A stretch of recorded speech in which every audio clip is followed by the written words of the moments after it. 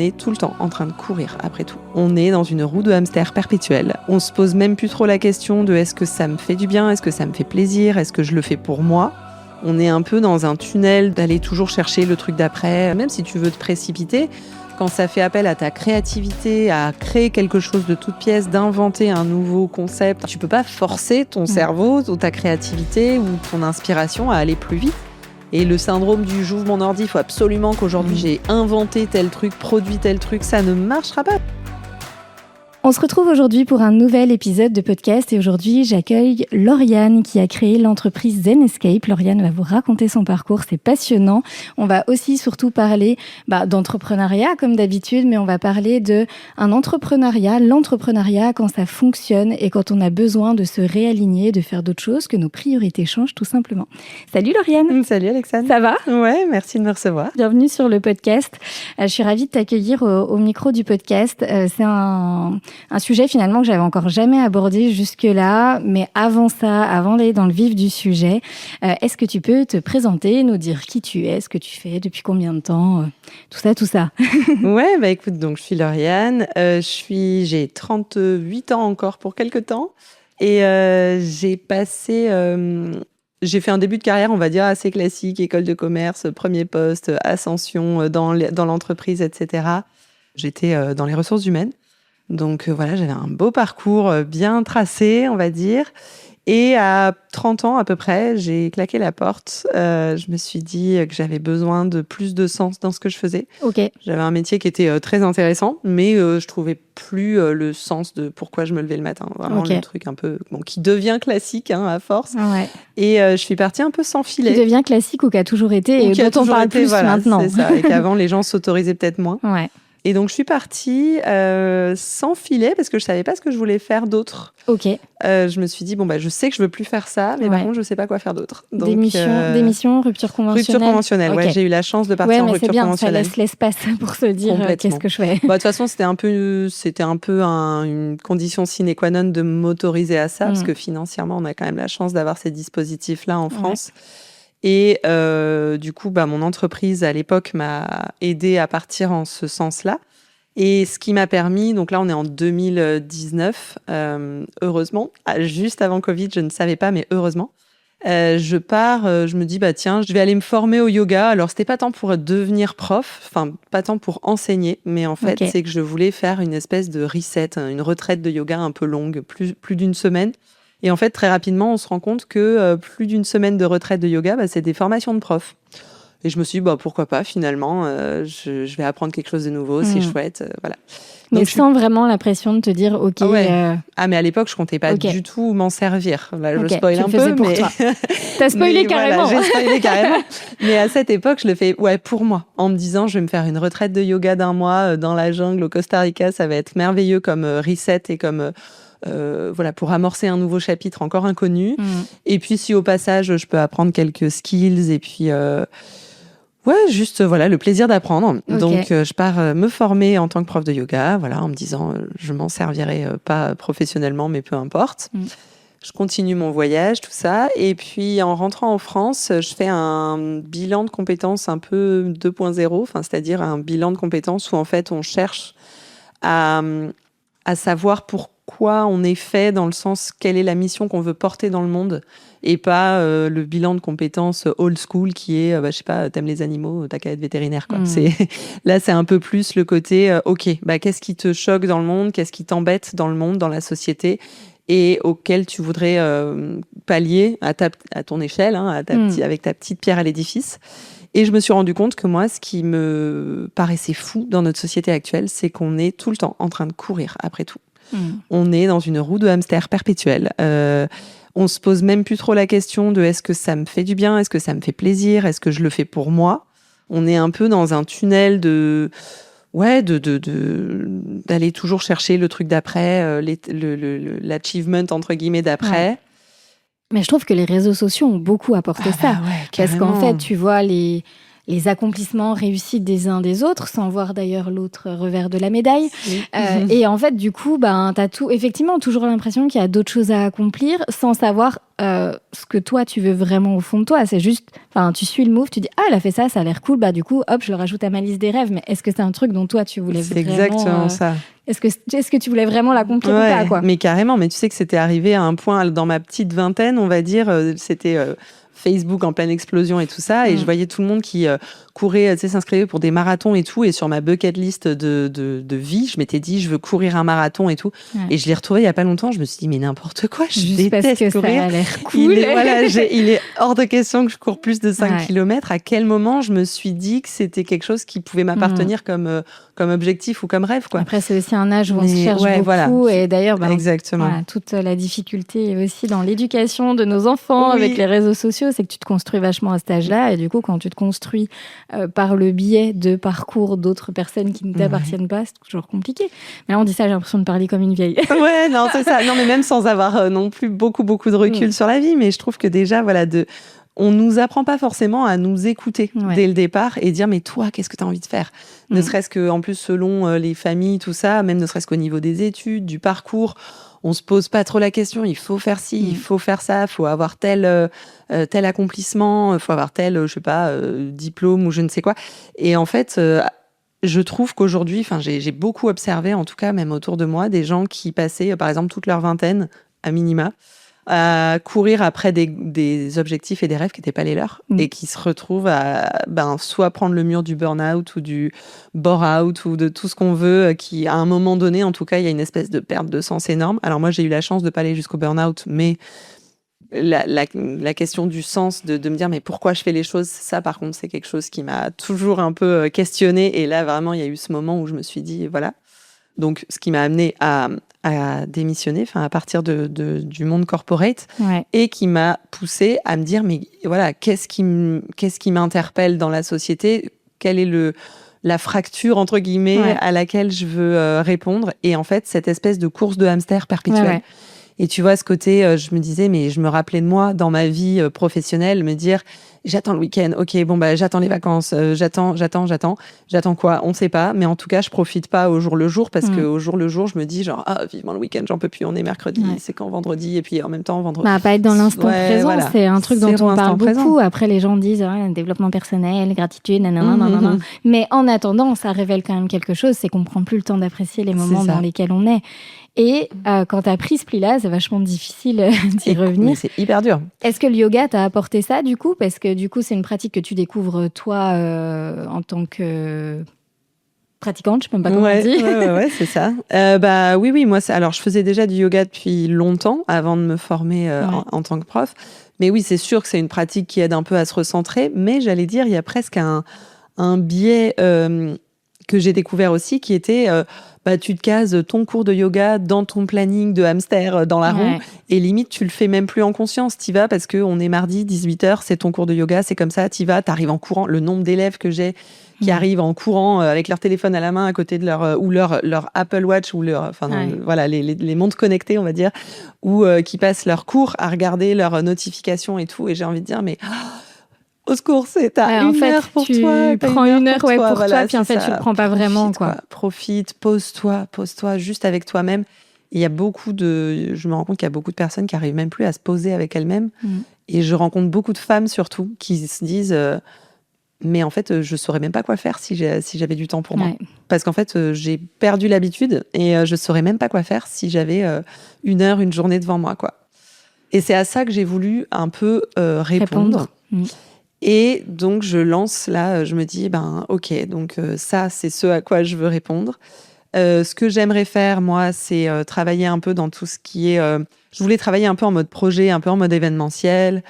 J'adore tout ce qui est voyage, j'adore tout ça. Et je me suis dit, toutes les pièces du puzzle mises bout à bout, il y a un truc à faire. Et d'ailleurs, c'était une fille avec qui je faisais mon bilan de compétences qui m'a un peu ouvert les yeux, parce que moi, j'avais toutes les pièces de puzzle sous le nez. Je voyais pas le truc.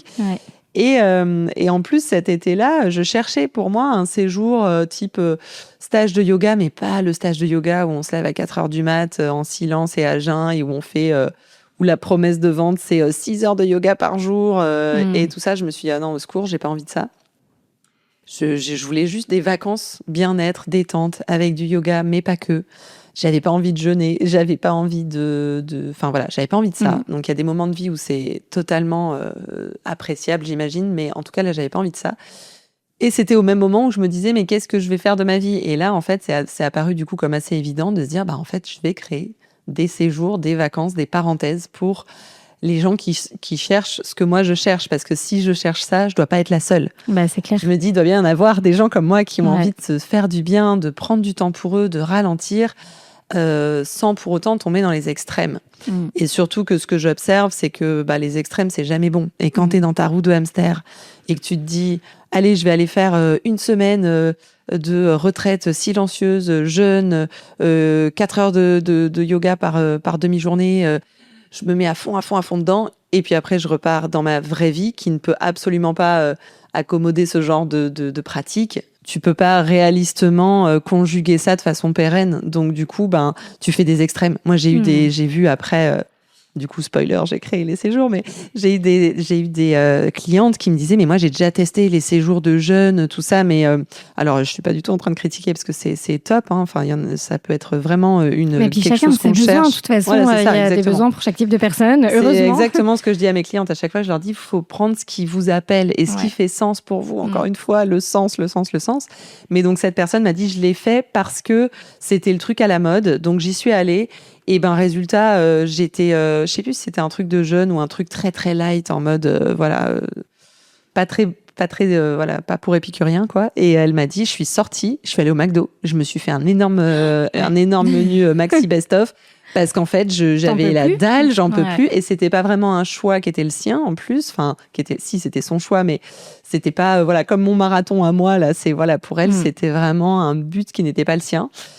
Et je me suis dit, mais en fait, trop dommage, parce que je me rends compte qu'on pourrait intégrer un petit peu plus de ralentissement, un petit peu plus de bien-être, d'écoute de soi, conjugué à une vie à 100 à l'heure, parce que moi, ce que je prône, c'est pas de dire arrêtez tout, partez élever des chèvres dans le Larzac, c'est de dire gardez votre vie. Hein, voilà, on ne claque pas forcément la porte de son métier, on n'abandonne pas forcément sa famille sur le bord de la route, on reste dans sa vraie vie.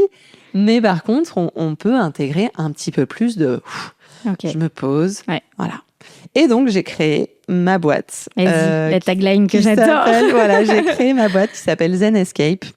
Donc, tout est dans le nom. C'est Escape pour le côté échappé, parenthèse. Voilà. Et Zen, comme son nom l'indique. Et en fait, ce sont le cœur de mon métier, c'est d'organiser des séjours.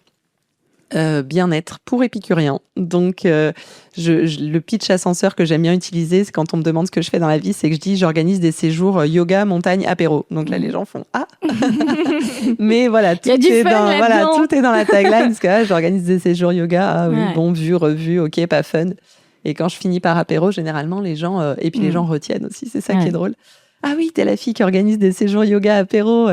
Voilà, donc tout ça pour en arriver donc à ces premières idées. Je me dis, on est en septembre 2019, ça fait donc 8 mois que j'ai quitté ma boîte. Je me dis, allez, je me donne 1 an, je teste mon concept, je vois s'il y a du répondant en face, s'il y a la cible qui est là pour ça. Je vois si ça me plaît à moi aussi, parce que n'oublions pas que tout ce processus, c'est une quête de sens pour qu'est-ce qui fait sens pour moi. Donc, je me suis laissé la possibilité de me dire si ça me plaît pas, je me force pas à rester dans ce truc en me disant, maintenant, j'y vais, quoi. Enfin, maintenant, j'ai tout fait. C'est hyper juste ce que tu dis, parce qu'on se met tellement la pression. Ouais. À se dire, mais en fait, c'est ça doit pas être autrement. Et puis, parfois, quand tu lances quelque chose comme ça fait beaucoup écho à ce que je vis en ce moment, mais les gens attendent quelque chose de toi. Et à un moment, tu te dis, mais en fait, est-ce que je fais ça parce que les gens attendent ça de moi, ou est-ce que je le fais parce que ça me plaît à moi? Et ça, je trouve que c'est une question à laquelle on devrait tous, déjà une question qu'on devrait tous se poser, une question à laquelle on devrait avoir la réponse. Et qui est, en fait, quand on se la pose, pas si évidente que ça. C'est pas si évident que ça. Et en fait, si tu veux, je suis un peu partie du principe de me dire, attends, je vais prendre tous les risques liés à l'entrepreneuriat, toute l'incertitude, le fait que si tu t'as pas un salaire régulier, t'as pas de congé payé, t'as pas tout ce confort, on va dire, du salariat, c'est pas pour en plus faire un truc que t'aimes pas faire. Ou tu vois, je vais pas prendre tous ces risques pour m'enfermer dans quelque chose où finalement je suis pas plus heureuse la passion avant que tout. quand j'étais sécure, quoi. C'est-à-dire que quitte à faire quelque chose qui est pas foufou, je préfère encore retourner sécure que voilà. Donc je me suis dit, je prends ce risque-là, mais en me laissant l'opportunité d'arrêter si ça me plaît pas à moi. D'où l'importance, de ce que tu dis, et je rejoins à 1000%, c'est de la passion. Ouais. Parce que, en fait, dans les moments où, du coup, ça flanche, parce qu'il y en aura toujours. C'est la vie d'un entrepreneur. Si tu n'arrives pas à te reconnecter à ce pourquoi tu l'as fait, que tu es bien dans ta mission, c'est quand même vachement plus dur, du c'est coup, même impossible, je pense. de suivre. Et être entrepreneur pour la liberté que ça représente, c'est pas suffisant parce que tu peux vite te créer une prison. C'est un faux objet brillant. C'est-à-dire qu'on se dit, mais je vais faire ce que je veux, je me lève quand je veux. Mais en fait, c'est très cool. Aujourd'hui, j'aurais du mal à retourner en arrière. Mais c'est pas suffisant. C'est-à-dire qu'il faut vraiment un pourquoi solide. Et ça, d'ailleurs, je l'ai travaillé après avec une nana top qui m'avait fait vraiment mettre en mots précis. On avait passé une journée à faire en entonnoir jusqu'à ce que je mette les mots précis sur mon pourquoi, sur pourquoi je le fais, pourquoi, parce que ça m'anime. Et voilà, et je trouve que c'est hyper important parce que comme tu le dis, il va y avoir des hauts et des bas. Pour la petite anecdote, je pense que tu vas voir où je veux en venir. J'ai monté ma boîte fin 2019, donc des bas, il y en a eu très rapidement. Chaque entrepreneur, chaque personne, mais chaque entrepreneur s'en souvient très très fort de cette période. Ah là, surtout que tu crées ta boîte fin 2019, j'étais en mode ouais super, je vais faire mes premiers séjours printemps 2020. C'était prévu au printemps 2020 ma première escape. Bon, petite pandémie mondiale qui a mis au départ, je me suis effondrée, je me suis dit, mais c'est pas possible. Donc, la grosse claque, parce que je me suis dit, c'est la fin. Enfin, voilà, ça a même pas encore commencé qu'en fait, c'est déjà fini, cette histoire. Même si j'étais très déterre et tout, c'est un peu la première fois de ma vie que je me retrouve en plus solo entrepreneur. Donc, t'as pas de collègue, t'as pas un manager à qui tu peux dire, on fait quoi, on priorise quoi. Bon, déjà, personne savait ce qu'il faisait à cette époque-là. C'est clair. Mais en plus, il y a personne vers qui te tourner, un sachant, entre guillemets, qui peut te dire, attends, ça on laisse tomber, ça on priorise, ça on fait ça, machin. Donc là, je me retrouve toute seule à me dire, mais tout est en train de s'écrouler alors que ça a même pas commencé. Donc là, en termes de commencer par le bas, au moins c'est bien, tu commences par le bas, tu ne peux que monter après. Et je me suis dit, tant pis, all in, je fais quand même au moins un séjour, une escape, été 2020. Ne serait-ce que pour me dire, je suis allée au bout de mon truc. Et de toute façon, j'avais pas beaucoup de marge de plus parce qu'après, mon chômage allait s'arrêter, tout ça. Il allait falloir que j'ai créé ma boîte octobre 2019, je m'étais donné 1 an. Donc, je m'étais dit, si à la rentrée 2020, ça cartonne pas ou que ça me plaît pas, je recherche un autre boulot. Je repars dans le salariat ou que sais-je. Mais là, du coup, tic-tac, quoi. Donc, août 2020, première escape. Et là, carton plein. Ça se remplit de fou. Genre liste d'attente et tout. Ok. Et je m'éclate. Et la premier séjour... Je pense que les gens avaient tellement besoin de ça. Mais c'était fou. Pour le coup. Et là, en fait, c'est là, après coup, j'ai réalisé que ce que je prenais pour une énorme menace avec le Covid, en fait, grosse opportunité pour moi. Parce que les gens étaient coincés vacances en France cet été-là. Impossible de partir. Besoin de s'aérer, besoin de zen. La France entière s'est mise au yoga sur YouTube pendant le confinement. Donc moi, en fait, trop bien. J'ai juste eu à faire 2-3 posts Insta et mon premier sur la séjour s'est rempli. Et je me suis régalée, quoi. Je me suis dit, là, je suis à ma place.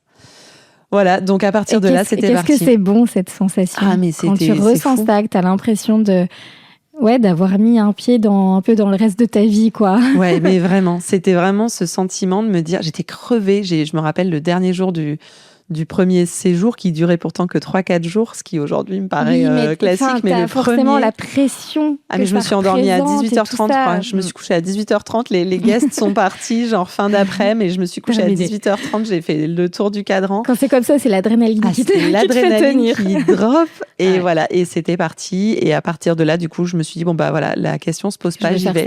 Et c'est là où tu dis que le pourquoi est très important, c'est qu'après, on s'est repris des confinements, on s'est repris des couvre-feux, ça a quand même duré encore bien 1 an et demi, cette histoire. Et heureusement, du coup, j'avais touché du doigt, si tu veux, ce côté, ok, en fait, je le fais parce que ça me fait kiffer et parce que je sens que ça fait du bien aux gens, qu'il y a des gens qui en ont besoin. Et les 12 personnes que j'ai reçues à ce premier stage m'avaient toutes fait des super retours en me disant... ah ça fait du bien, c'est quand la prochaine, etc.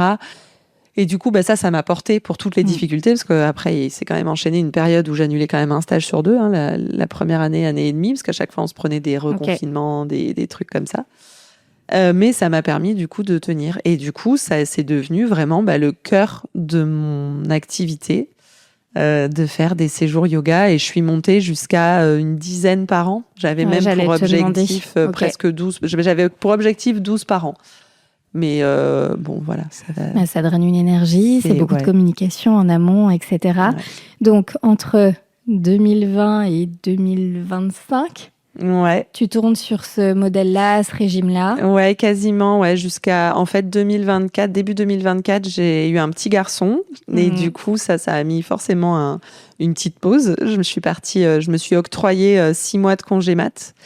Ce qui est énorme quand on est à son compte, parce que on n'a pas on a encore moins de congés maternité qu'une salariée. Mais j'avais assumé le truc. Je me suis dit, j'ai envie de profiter, j'ai pas envie d'avoir cette pression, etc. Et j'ai envie de revenir quand je me sentirai prête. Surtout que moi, mon boulot, ça me demande d'être vraiment 100% disponible. Dispo. Voilà, c'est partir 3 jours, 4 jours, 6 jours, et d'être là jour et nuit, quoi. Donc je me voyais pas du tout reprendre au bout de 2 mois et demi. C'était pas possible de toute façon. Le laisser. Ouais, c'est ça. Le laisser. Non, ça aurait pas été possible. Donc je m'étais laissé, l'opportunité de revenir quand je le sentirais. Et j'ai repris mon premier stage quand mon bébé avait 5-6 mois. Okay. Donc je me suis mis vraiment off pendant. Donc 2024, on va dire, c'était une année un peu particulière. Donc on va dire de 2020 à 2023 inclus. C'était c'est monté crescendo. 2024, un peu une petite pause qui s'était imposée à moi. Et du coup 2025, on va dire 2025 pour faire simple, mais fin 2024, je reprends mes séjours, mais là avec quelque chose qui avait fondamentalement drastiquement changé dans ma vie, c'était que j'avais eu un bébé. Les priorités changent. Mes priorités changent, et aussi en plus d'avoir eu mon fils. La dernière haute saison que j'ai faite, donc l'été 2023, j'avais enchaîné 4 semaines de stage en août. Oh waouh! J'ai fait 4 sessions de stage en août 2023. Et parce que ça marchait, je les remplissais, donc je me disais pourquoi m'arrêter. J'en mettais toujours une de plus. Au début, j'ai commencé avec une semaine, puis 2, puis 3, puis 4. La croyance qui est bien ancrée, qu'on nous force à ancrer, c'est en faire toujours plus. Ouais, puis en plus, si tu veux, mon business model fait quand même que je suis assez dépendante d'une haute saison, c'est-à-dire que l'été, les gens sont dispo, veulent partir en vacances. C'est beaucoup plus facile d'enchaîner, de remplir des séjours en août qu'en février, quoi. Donc forcément, je surfais un peu sur la vague de la haute saison, mais l'été 2023, je me suis un peu cramée, quoi. Je me suis dit, j'ai tenu, mais je me suis dit, j'ai fini sur les rotules, quoi. J'ai fini mon mois d'août, au 1er septembre, j'étais vannée. En plus, ça s'arrête brutalement parce que je ferme la porte du dernier stage et là, boum, ça y est, il y a plus de stage pendant 2 mois. Et je savais pas trop quoi faire de mes 10 doigts. Et là, je m'étais dit, non, là, ça commence à être pas cool parce que je force trop. C'était pas le but. Et puis, en plus, c'est pas cool pour moi parce que je m'épuise. Ce sera pas de toute façon pérenne parce que l'an prochain, j'aurai un bébé à cette même époque et ça marchera pas. Et même pour mes stagiaires, c'est-à-dire que ceux qui arrivent à la 3e ou la 4e semaine, j'avais pas envie qu'ils se retrouvent avec une Lauriane épuisée, qu'ils les reçoit un peu blasés en disant « Ah, salut, ça fait déjà 2 semaines que je suis là, je suis épisée, je répète les mêmes trucs. » Oui, ce côté cool, peut-être la petite flamme qui s'éteint un peu. L'énergie qui drop un peu. Et j'avais vraiment à cœur de me dire non, moi, ce que je veux proposer, c'est vraiment être là, quoi, tenir l'espace. Et ça demande de l'énergie de tenir cet espace-là. Donc, je me suis dit, il va falloir revoir la copie. Donc, quand je suis revenue... Et je trouve que c'est un message qui est hyper important. Et c'est aussi pour ça, c'est ce qui a motivé l'enregistrement de cet épisode de podcast. C'est que parfois, ça marche. Ça remplit toutes les cases sur le papier. Mais à l'intérieur de nous, il y a quelque chose qui ne marche pas. Et ça, en tant qu'entrepreneur, c'est extrêmement difficile de prendre la décision, ne serait-ce que de prendre la décision de se dire « il faut que je revoie les choses ». Parce que l'insécurité, c'est ce qui définit aussi l'entrepreneuriat, à savoir de quoi demain est fait, si financièrement ça va continuer à rouler. Donc quand tout roule sur le plan financier, tu te dis pourquoi faire. Et c'est toute la difficulté, parce que j'en parlais avec une amie encore il y a peu de temps, quand tu es salarié, s'il y a un moment où tu es moins dedans, moins aligné, moins connecté, moins ceci, moins cela, tu es en sous-régime, personne ne va le voir, ça va pas impacter ton Ouais, complètement. T'as ton salaire à la fin du mois, ça impacte pas tes revenus, ça peut impacter légèrement l'entreprise, mais tu peux t'accorder 1 semaine, 2 semaines, si vraiment ça va pas, tu peux partir en arrêt maladie. Enfin, il y a des options. Il y a des options. En tant qu'entrepreneur, les options, on les a pas. Ouais. En fait, tout vient de nous et de notre capacité à s'autoriser à prendre du recul, à s'autoriser à prendre soin de nous, à s'autoriser à gagner moins aussi. Donc, ça demande énormément de courage et je veux juste le souligner parce que c'est, je crois, encore plus dur quand ça marche. Ouais, c'est vrai qu'il y a un peu un côté, en fait, t'as le choix. En fait, si ça marche pas, t'as pas le choix. Enfin, c'est dur, mais il faut changer. Et là, c'est résilience et bim, t'y vas, t'as pas le choix de toute façon. Mais là, quand tu te poses la question de te dire, et ça revient à cette quête de sens, ça revient à cette quête d'équilibre qui m'est si chère et qui fait partie, en fait, l'équilibre, ça fait partie de mes valeurs clés, moi, dans ma vie, avec la liberté, qui est très, très fort, qui est très haute aussi dans la liste de mes priorités, de mes valeurs. Et je me suis dit, justement, la liberté, c'est aussi de pouvoir dire stop, quoi. Enfin, ou en tout cas, de revoir la copie. Et en fait, j'ai revu, du coup, ma copie. Je me suis dit, j'ai commencé déjà par laisser tomber certains trucs. Par exemple, je donnais en parallèle de mes séjours, je donnais des cours de yoga à Lyon, en la ville où je suis, où on est actuellement, où on enregistre. Je donnais des cours dans des studios de manière hebdomadaire, régulière. Et déjà, quand je suis partie en congé mat', je savais que je reviendrais pas sur ces créneaux-là. En plus, les cours, c'est le soir, les week-ends. Avec une vie de famille, c'est un peu compliqué à gérer. Donc, je savais que déjà, ça, j'allais l'enlever. Mais bon, du coup, en sachant que j'allais l'enlever, je me suis dit, ouais, c'est quand même un manque à gagner qui est quand même pas négligeable. Et puis, ça m'assurait une espèce de petit fil conducteur tout au long de l'année qui me permettait de pas être tout le temps dans cette espèce de pic de saison, comme je te disais. Ouais. Et en fait, déjà, ça, je l'enlève. OK. Et après, là, je commence à me dire, les mois d'août à 4 stages par mois, c'est pas possible. Je vais devoir réduire. OK, j'enlève ci, j'enlève ça, machin. Mais je fais quoi ? Je le remplis comment d'une autre manière ? Et puis surtout, est-ce que j'ai envie de remplir ? Il y a aussi ça, la question, c'est que est-ce que j'ai envie de remplir mon temps à 100% ? Est-ce que j'ai envie de remplir mon compte en banque à 100% ? Oui. Enfin, c'est-à-dire par rapport à quand ça marchait bien, j'avais pas spécialement envie de baisser ça. Mais par contre, ce qui était sûr, c'est que je voulais pas bosser 40 heures par semaine. Enfin, ce qu'on appelle un temps plein. Ouais. Qui a décidé que c'était le temps plein ? Voilà, c'est encore une autre question. Mais je veux dire, moi, je me suis dit, j'ai pas pour ambition de bosser un temps plein.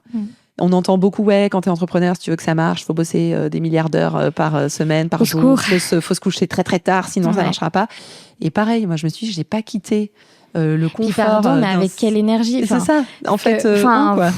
Ça va bien aussi ce genre de discours. On se rend compte que ce genre de discours sont majoritairement tenus par des hommes qui ne gèrent pas particulièrement le foyer, etc.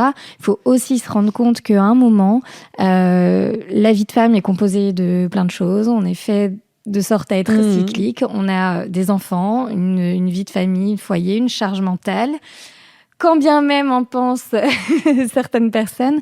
Et à un moment, il faut prendre conscience que tout ça, ça prend sur ton capital énergie et qu'à un moment, on n'est pas illimité en termes d'énergie. Et il faut savoir trouver le juste milieu. Et c'est toute la complexité parce que, ça me fait penser à quelque chose que je dois dire ici. Quand certaines personnes ont l'impression que quand tu te mets à l'entrepreneuriat, c'est pour te faire un complément de revenu parce que non, t'as déjà ta vie de famille à côté. C'est cette ambivalence de se dire, non, mais j'ai envie d'être ambitieuse et je le suis et je me donne les moyens de réussir, mais ce n'est pas au détriment de ma vie de famille. Et c'est possible. C'est pas facile, mais c'est possible. C'est possible et surtout, ça dépend de là où tu veux mettre ton énergie. En fait, moi, je dis toujours à qui veut l'entendre, que ce soit mes clientes ou quoi, je leur dis toujours, mais c'est OK, par exemple, de préférer bosser plutôt que être à s'occuper de ses enfants, par exemple, ou l'inverse. Tout est possible.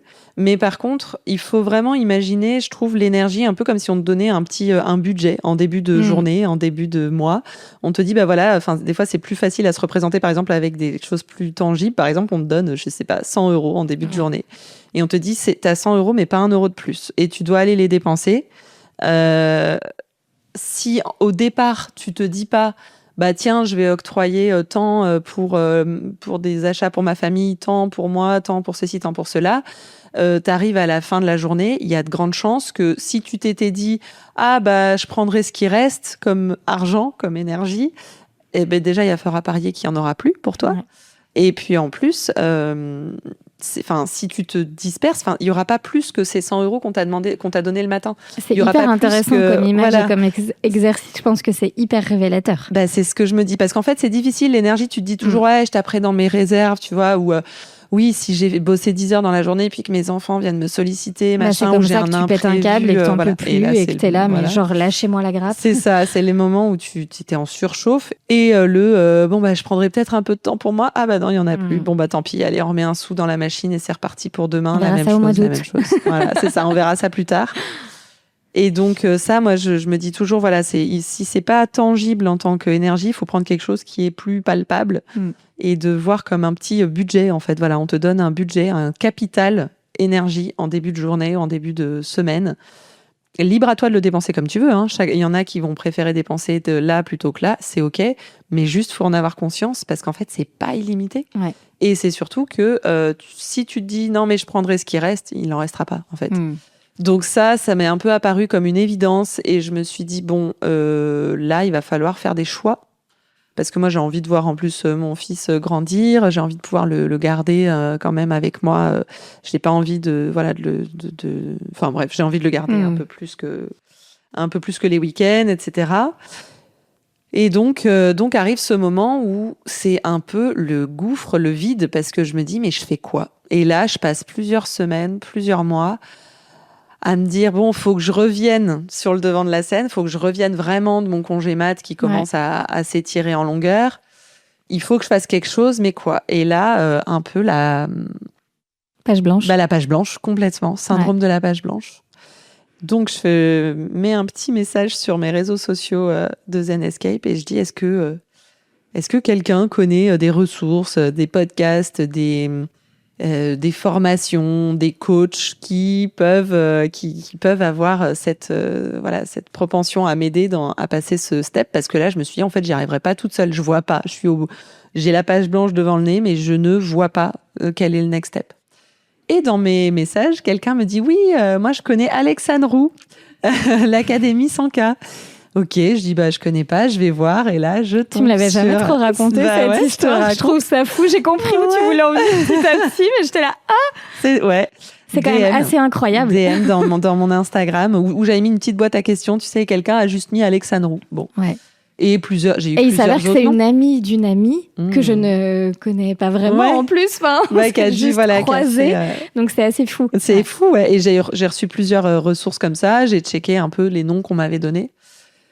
Je suis tombée sur pas mal de noms, des coachs, mais qui étaient en mode justement, en même temps, si tu te bouges pas, faut pas t'étonner que ça tombe pas, machin, allez, c'est bootcamp, c'est machin, marketing très agressif, je fais une vidéo tel jour, telle heure, si t'es pas là, il y aura pas de replay, parce que quand on veut, on peut, quand on veut, on peut, tu mets des vidéos, des lives à 20h en semaine, ou à 19h, moi j'ai un enfant à nourrir à 19h en semaine. Ils diront que tout est une question de priorité, mais oui, justement, tout est une question de priorité. Et puis j'avais pas envie de me mettre dans cette énergie de stress, tu vois.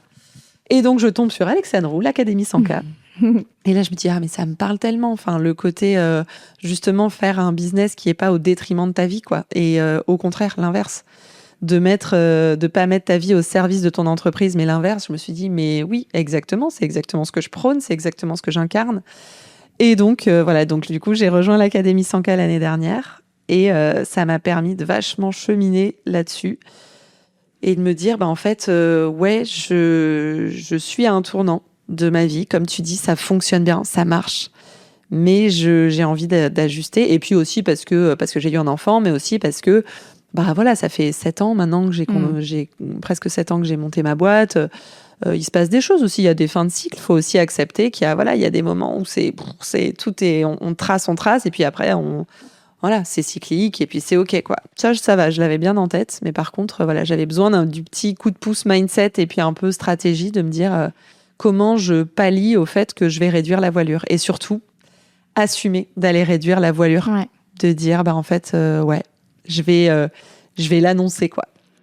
Et je l'ai fait. Je l'ai annoncé là récemment. J'ai eu un bon petit passage à vide là où je me suis dit mais je sais pas trop, je vois pas trop le truc.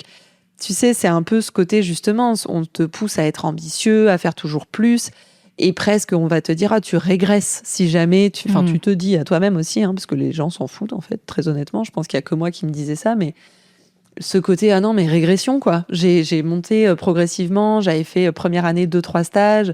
Après, deuxième année, 4-5, etc. J'étais montée à 10, j'avais pour ambition 12, comme si c'était un indicateur de performance. Et en fait, à un moment donné, je me dis, mais en fait, c'est pas régresser, quoi, que de dire stop. Au contraire, je vais shifter de quantité à qualité, parce que ça, c'est quand même le truc le plus important, surtout dans mon métier. Et pas perdre la passion. Et voilà, et pas avoir perdre envie cette de flamme. continuer à le faire. C'est parce ça. qu'à un moment, si t'as plus envie, que t'étouffes, c'est peut-être aussi un message qui est important aussi, c'est qu'à un moment, quand vous sentez ce truc venir, ne le mettez pas sous le tapis en mode c'est pas grave, on verra, parce qu'il y a un moment où t'exploses. Ouais, et c'est pire. Où là, c'est pire, parce que là, tu restes dans l'énergie, où tu réduis, mais t'as quand même envie, etc. Et du coup, ça laisse le temps, même si moins de revenus, ça laisse quand même le temps de se dire, ok, je maintiens un régime minimum, en gros, ce qu'il me faut pour que ce soit ok et qui correspond à mon niveau d'énergie, comme on le disait. Mais à la fois, ça me laisse du temps pour penser à la suite. Quand t'arrives au moment, ça me fait penser à l'épisode de podcast avec Claudia Rinzivillo, du coup, que vous pouvez retrouver, qui est assez récent, où on parlait justement du burn-out, du sujet, de la face cachée en fait de l'entrepreneuriat. Pour le coup, quand on arrive à ce moment de saturation où c'est déjà trop tard, c'est encore plus dur. De toute façon, on n'arrive plus à mettre son énergie sur ce qui nous animait auparavant. Enfin, ça y est, fini, on a envie de tourner la page. Et puis, alors, encore plus dur de trouver une nouvelle idée. Syndrome page blanche fois 1000. Ouais.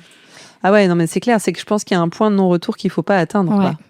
Il y a vraiment ce truc où je pense qu'il faut...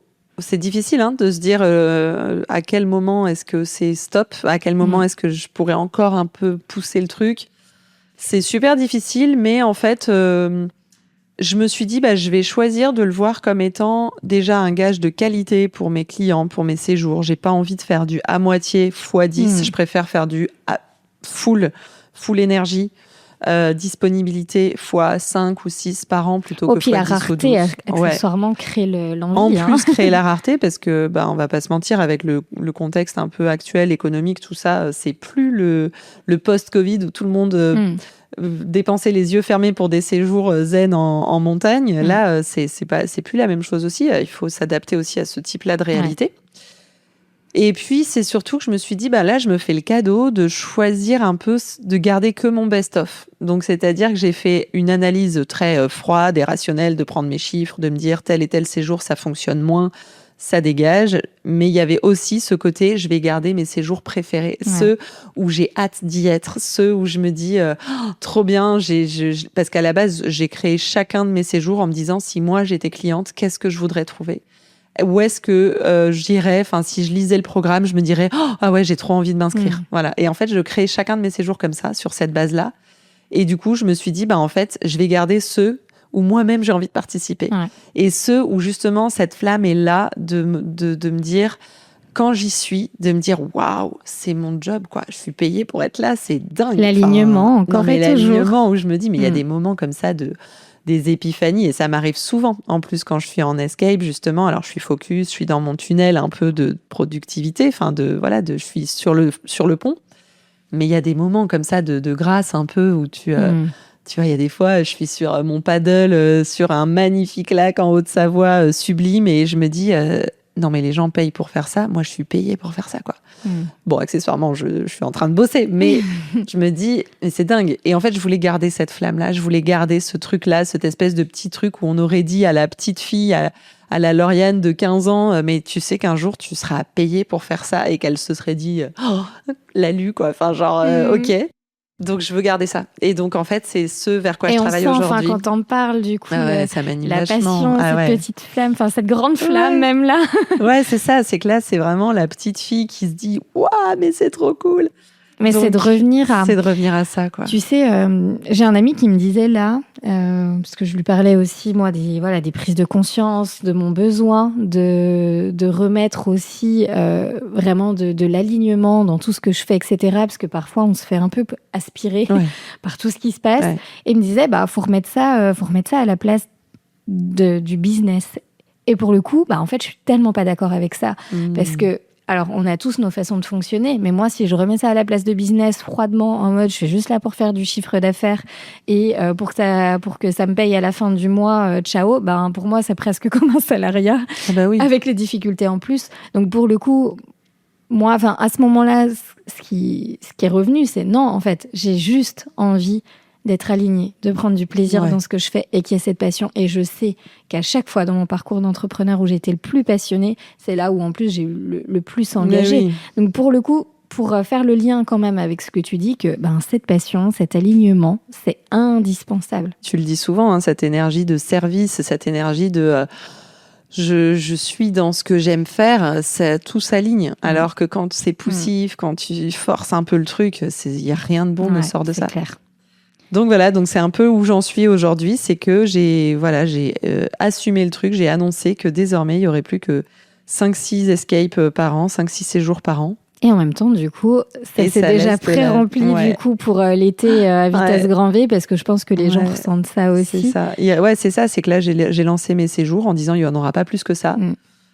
J'en ai 3, sur tout l'été, c'est tout. Enfin, 2 semaines plus 1 de 3 jours. Et ce sera tout. Donc, en fait, c'est maintenant. Ouais. Et j'ai trop hâte d'y être, quoi. Enfin, c'est ça, c'est que je retrouve, là, ça faisait quelques années où je me disais, oh là là, le mois d'août arrive, ça me mettait un peu dans la tête. Parce que je me disais, ça va falloir tenir, quoi. Alors que là, j'ai trop hâte, quoi. J'ai trop hâte d'y être. Voilà. Donc, et puis, ça laisse de la place pour créer autre chose, en fait. Et c'est ça qui est chouette. Alors du coup, c'est en plein cheminement, en pleine construction en ce moment, mais je tenais quand même à ce qu'on enregistre cet épisode parce que c'est aussi important de pouvoir poser des mots quand on vit ces moments-là, parce qu'une fois que c'est passé, on a l'impression que tout était facile, alors qu'en réalité, pas du tout. Tu t'investis aussi beaucoup pour continuer à te former, pour aller chercher d'autres casquettes qui sont complémentaires à la tienne. Donc, sans tout dire, est-ce qu'on peut teaser un peu la suite la challenge. La suite, pareil, c'est toujours pareil, c'est que c'est venu d'abord d'un besoin que j'ai entendu et où je me suis dit, mais comment répondre à ça, parce que ça a l'air hyper intéressant. C'est qu'en fait, mes clientes de mes séjours me disaient, mais c'est génial, ce côté, tout ce qu'on vit sur une escape, le fait de ralentir, de se faire chouchouter, de s'autoriser en fait à être soi-même, à prendre soin de soi. Je leur répète 25 fois par jour, écoutez-vous. Et elles me disent, mais ça fait tellement de bien. Et quand on rentre chez nous, ça dure quelques jours, quelques semaines au maximum. Puis après, tu retournes un peu dans ta vie quotidienne. Et donc, comment est-ce qu'on pourrait garder les bénéfices de tout ce qu'on vit en escape, tout ce qu'on apprend avec toi, mais ce serait trop bien qu'on ait quelque chose, une sorte de fil rouge, un fil d'Ariane qui continue entre 2 escapes, parce qu'en plus j'en ai beaucoup qui reviennent d'une année sur l'autre, donc ça c'est trop cool. Mais en gros, comment est-ce qu'on peut continuer à vivre un peu l'expérience Zen Escape entre 2 séjours ? Et là, je me suis dit, il y a un truc à faire. Donc là, sans trop en dire, parce que c'est pour l'instant en pleine construction et que même si je voulais en dire plus, je pourrais pas en dire beaucoup plus. Il y a des va-et-vient, c'est important de garder ton process. C'est ça, il y a vraiment toi. des va-et-vient et tout. Mais voilà, l'idée, c'est de créer quelque chose, une expérience un peu de façon à ce qu'à la maison, dans son quotidien, on puisse mieux comprendre comment, justement, ralentir, prendre soin de soi, s'écouter. Et de comprendre et d'avoir des outils, en fait, de donner des outils, sans trop spoiler. C'est déjà pas mal teasé. Vous savez ce qui vous reste à faire si vous voulez savoir la suite. Vous allez suivre Lauriane sur les réseaux, Zen Escape sur Insta. Ou sur mon site, Je l'annoncerai quand tout sera prêt, bien sûr. J'en parlerai sur les réseaux, sur ma newsletter. Voilà, de façon à créer une autre forme d'expérience, mais toujours pour la même cible et surtout avec toujours le même pourquoi, avec toujours la même volonté. Celui qui me lâche pas, exactement. Celui de dire, prenez le temps, ralentissez, écoutez-vous, profitez au passage, quoi. C'est pas que ça, la vie, quoi. Et pour conclure, même si tu nous as déjà donné plein de ressources, plein de taglines comme t'aimes bien le faire aussi. Si tu prends là un petit peu de recul, tu vois, quel est peut-être le plus gros enseignement de ces derniers mois, dernières années, avec quoi tu repars et tu te dis, enfin, tu vois, genre j'ai compris un truc, tu vois. Bah, j'ai surtout compris, je pense que rien n'est figé et tout est cyclique et c'est peine perdue et c'est beaucoup d'énergie perdue que d'essayer de créer un système figé et de trouver un équilibre parfait, parce que ça n'existe pas. Un équilibre, bah, c'est comme un funambule, ça va durer le temps que ça va durer, l'équilibre, mais en fait, c'est un constant déséquilibre qu'on essaye toujours de contrebalancer. Et en fait, plus on va essayer de rentrer dans des cases très rigides et un parcours où on se dit ok, quand j'aurai ci, quand j'aurai ça, quand j'aurai fait ci, quand j'aurai fait ça, tac, ce sera nickel. Bah non, parce qu'en fait, tout est cyclique. Et même ce sur quoi on investit beaucoup et ce à quoi on croit profondément, sur le moment, il faut accepter. Et ça, c'est un principe de yoga, du coup, de la philosophie du yoga qui s'applique à la vraie vie. C'est de dire c'est le non-attachement. En fait, le non-attachement au sens tout va, tout vient et c'est ok. Et en fait, c'est pas un drame, c'est pas quelque chose de négatif que de se dire qu'il y a des choses qui se terminent ou qui se transforment. Parce qu'en fait, ça va faire de la place pour autre chose. Et parfois, prendre le temps d'intégrer ça et de se dire ouais, j'accepte de laisser partir des parts de moi, des parts de ce que j'ai fait, parce qu'en fait, ça crée de la place pour quelque chose d'autre, pour une nouvelle aventure, pour quelque chose qui sera peut-être encore plus excitant. Et ben, c'est la clé, je pense, pour être... c'est la clé, j'en sais rien, mais c'est une clé en tout cas, pour être plus zen, entre guillemets, pour mieux accepter aussi les challenges de la vie, les imprévus, parce qu'en fait, à partir du moment où on se dit, ouais, mais c'est ok, en fait, c'était un chapitre, mais c'est pas toute l'histoire. Et c'est même une bonne chose, c'est une bonne nouvelle. Ça veut dire qu'on n'est pas figé, qu'on n'est pas bloqué, surtout quand on sent que c'est étriquant, par exemple. Et ben là, on se dit, quand on se dit, mais en fait, c'est toujours possible de se réinventer. Et ce que je retiens aussi, ce que je découvre, c'est qu'en fait, on a toujours de la ressource. Ouais. On a l'impression quand on voit la page blanche, on se dit, mais c'est bon, j'ai donné tout ce que j'avais à donner, j'ai plus rien, c'est fini, c'est vide. Mais en fait, non. En fait, on a de la ressource tout le temps, on se réinvente. Ouais. C'est la nature humaine. Et il faut faire confiance au process. Je pense qu'il y a il faut pouvoir embrasser le vide. Mais puis parfois, certaines choses ont besoin de temps. Ouais. Je trouve qu'on est dans un monde où... moi, je suis beaucoup en contradiction aussi avec d'autres personnes qui exercent le même métier que moi, à dire, l'entrepreneuriat aime la vitesse, l'argent aime la vitesse. Mais en fait, parfois, on a juste besoin de temps pour faire les choses correctement et pour pas se cramer et se dire, oui, je vais vite, je me pose pas trop la question. Alors oui, parfois, faut pas trop se poser de questions. Oui. Et pas trop écouter ses peurs quand c'est faut des pas peurs qui sont pas vraiment fondées. Mais pour autant, pour avoir quelque chose qui tient sur la durée, il faut aussi savoir s'écouter pleinement et pas faire n'importe quoi. Ouais, puis c'est pas la même chose pour moi de tergiverser quand ton truc est prêt et que tu dis ouais, mais peut-être que la virgule elle est mal placée. C'est pas la même chose que de se laisser le temps, de laisser émerger. T'as des choses où même si tu veux te précipiter, quand ça fait appel à ta créativité, à créer quelque chose de toute pièce, d'inventer un nouveau concept, un nouveau je sais pas quoi, tu peux pas forcer ton cerveau ou ta créativité ou ton inspiration à aller plus vite. Et le syndrome du j'ouvre mon ordi, il faut absolument qu'aujourd'hui j'ai inventé tel truc, produit tel truc, si ça vient chercher ton énergie. Merci la pression, autant dire que c'est comme ça qu'il n'y a rien qui vient. Et en fait, c'est surtout que ça ne marchera pas. C'est qu'à un moment donné, tu peux pas forcer la créativité et l'énergie. Mais non, mais d'ailleurs, pourquoi nos meilleures idées viennent quand on est en vacances, sous la douche? Ouais, c'est ça, c'est quand tu lâches et quand tu lâches et que... Donc voilà, donc si j'ai appris quelque chose ces derniers temps, c'est faut accepter de lâcher parce que parfois c'est le meilleur cadeau qu'on puisse faire. Ça, tu dirais que c'est ça, du coup, là, qui t'a le plus aidé dans ce parcours de te retrouver face à cette page blanche? C'est d'accepter que, en fait, rien n'est figé et que, en fait, le gros enseignement, c'est lâche et tu vas voir, ça va revenir encore plus vite. Enfin, les choses vont s'éclairer à partir du moment où tu lâches plus prise. En t'accrochant, en forçant, ça marchera pas. Donc, lâche prise et accepte que c'est cyclique et que faire de la place... Enfin, laisser partir, ça fait de la place. Et ça, c'est une bonne chose. C'est pas une mauvaise chose. Et entourez-vous de personnes qui vont vous laisser la possibilité de lâcher aussi, qui vont pas vous mettre la pression.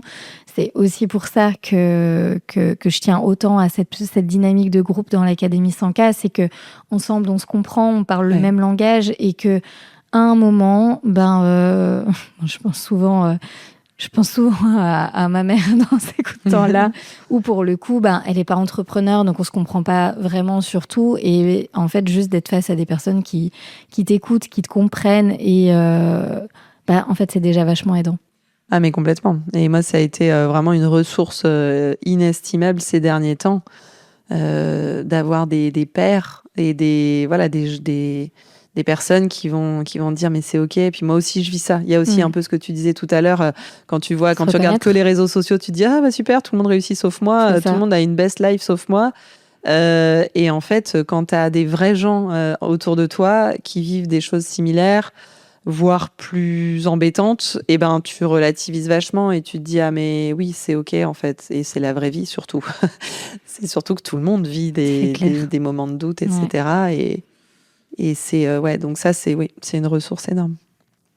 Merci beaucoup Lauriane pour ce témoignage plein de sincérité. Merci à toi. Qu'est-ce qu'on te souhaite pour les prochains mois? Et de trouver que les choses s'alignent.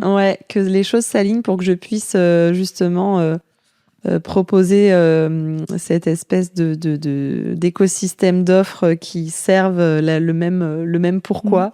Et qui me permettent, moi, de garder mon équilibre qui m'est très cher et ma liberté les deux me sont très chers. Donc, d'arriver à trouver ce fil conducteur, à continuer sur ce chemin de construction de fil conducteur de façon à ce que ça puisse apporter quelque chose de beau dans ce monde et qui me permette, moi, de me respecter au passage. Donc, voilà. Aucun doute.